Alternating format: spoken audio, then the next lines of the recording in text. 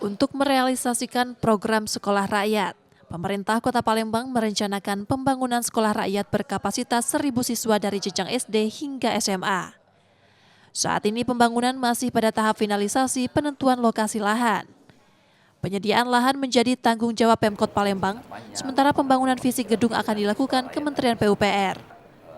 Kita sedang mengusahakan sekolah rakyat ada di Palembang, tinggal asetnya saja.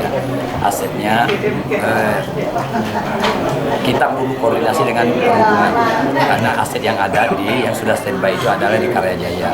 Tetapi kompensasinya dimintakan supaya fungsi terminal tetap ada.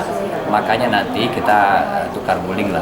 Di sebelah kirinya itu yang belum ada penimbunan kita berikan untuk fungsi terminal masih berfungsi, tetapi yang sudah ada kita buat nanti sekolah rakyat yang memang terpadu, bahkan insya Allah yang terbaik nanti.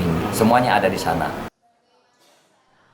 Aset lahan yang disiapkan berada di kawasan Karyajaya. Program ini ditujukan untuk memperluas akses pendidikan dan mendukung Asta-Cita Presiden. Nur Muhammad, Kompas TV, Palembang, Sumatera Selatan.